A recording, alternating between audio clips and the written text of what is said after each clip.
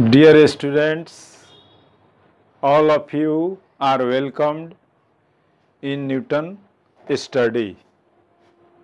At present time, I am teaching physics of class 9. If you want to complete your syllabus, you must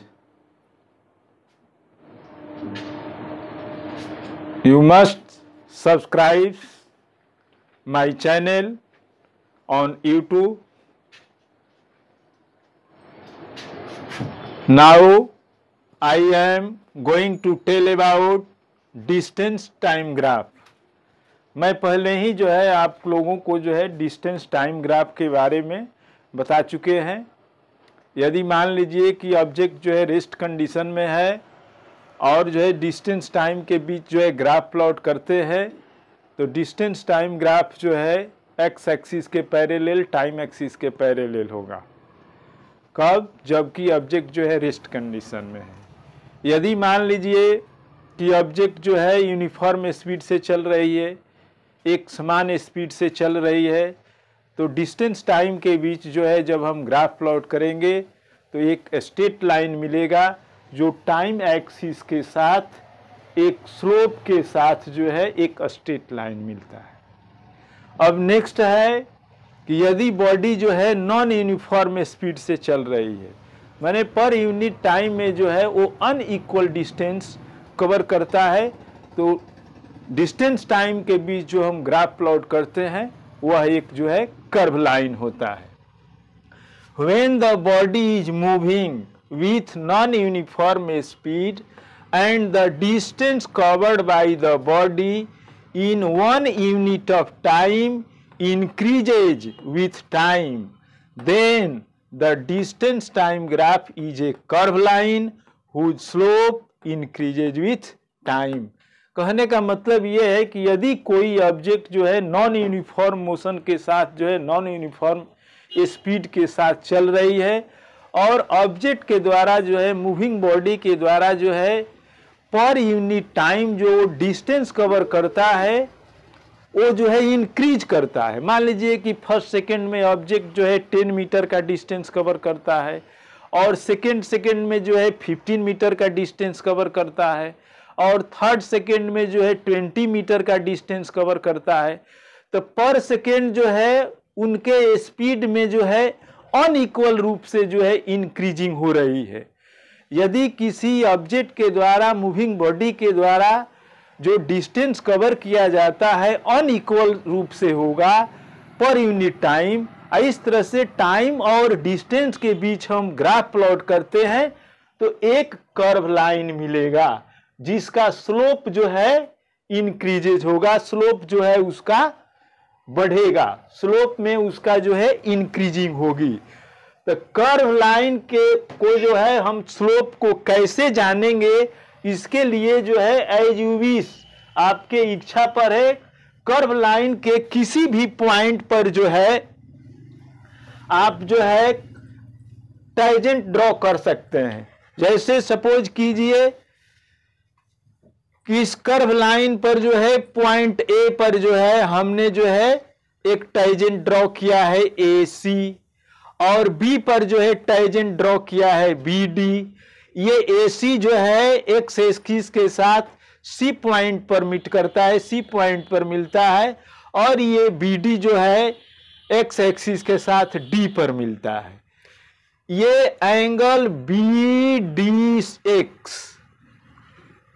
angle BDX और angle ACD, angle ACD के respect में angle BDX क्या है, larger है।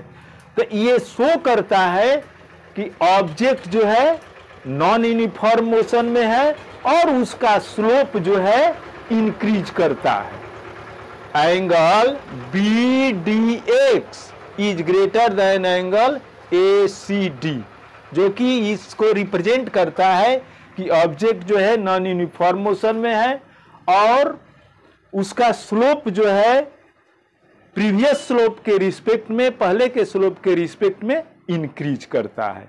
Distance भी है, यह है 10 मीटर और सेकेंड में 15 मीटर, ये डिस्टेंस को रिप्रेजेंट करता है, शो करता है।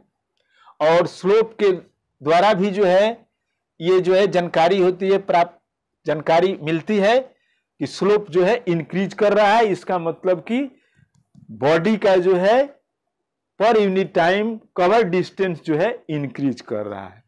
इसमें सेकेंड केस है, when the body is moving with non uniform speed. यदि कोई ऑब्जेक्ट जो है नॉन यूनिफॉर्म स्पीड में मूव कर रही है और पर यूनिट टाइम जो है उसके द्वारा डिस्टेंस कवर किया गया, जो डिस्टेंस कवर किया जाता है वो डिक्रीज कर रहा है, माने घट रहा है। ये जो है फर्स्ट ग्राफ इंक्रीज कर रहा है और सेकेंड ग्राफ में जो है डिक्रीज कर रहा है। यदि पर यूनिट टाइम ऑब्जेक्ट के द्वारा जो है डिस्टेंस कवर्ड जो है, कवर डिस्टेंस जो है डिक्रीज करेगा तो उसका स्लोप भी डिक्रीज करेगा। When the body is moving with non-uniform speed and the distance covered by the body in 1 unit of time decreases with time, then the distance time graph is a curved line whose slope decreases with time। कहने का मतलब यह है कि यदि कोई object जो है नॉन यूनिफॉर्म मोशन में है, नॉन यूनिफॉर्म स्पीड से चल रही है और पर यूनिट टाइम जो है उसके द्वारा जो डिस्टेंस कवर किया जाता है, डिस्टेंस तय किया जाता है, वो पर यूनिट टाइम जो है डिक्रीज कर रहा है, तो उसका स्लोप भी टाइम के साथ डिक्रीज करेगा। जैसे ये जो है इसका जो है कर्व लाइन ये हुआ और पॉइंट ए पर जो है टेंजेंट ड्रॉ किए हैं जो कि एओ के रूप में है और बी पर जो है टेंजेंट ड्रॉ किए हैं जो कि बीसी के फॉर्म में है।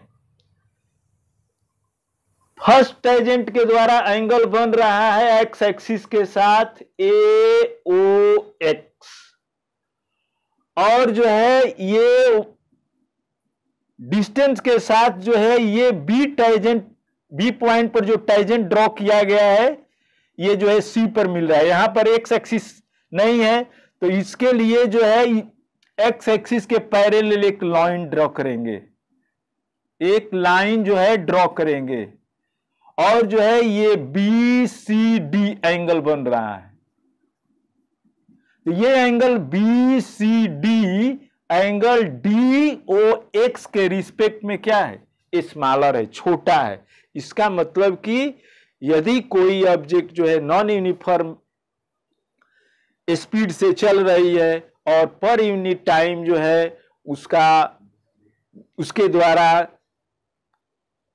कवर डिस्टेंस जो है डिक्रीज कर रहा है तो उसका स्लोप भी डिक्रीज करेगा और इस बात को ये रिप्रेजेंट करेगा कि ऑब्जेक्ट जो है नॉन यूनिफॉर्म मोशन में है और उसका स्पीड और उसका मोशन जो है डिक्रीज करेगा।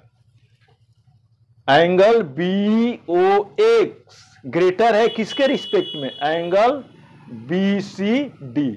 मैंने कहने का मतलब है कि पर यूनिट टाइम में जो है जो डिस्टेंस कवर किया गया है वो जो है डिक्रीज कर रहा है, जिसके चलते जो है उसका स्लोप भी डिक्रीज करेगा। एट जो है कुल मिला जुला करके कहने का मतलब यह है कि यदि कोई ऑब्जेक्ट जो है नॉन यूनिफॉर्म मोशन में चल रही है और स्पीड यदि इंक्रीज करेगा, कवर किया गया डिस्टेंस जो है बॉडी के द्वारा इंक्रीज होगा तो उसका स्लोप भी इंक्रीज करेगा। यदि पर यूनिट टाइम जो है कवर किया गया डिस्टेंस जो है डिक्रीज करेगा तो उसका स्लोप भी डिक्रीज करेगा। Now I stop my teaching. At last I say you must subscribe my channel. I will see you in next video with next topic. Thank you.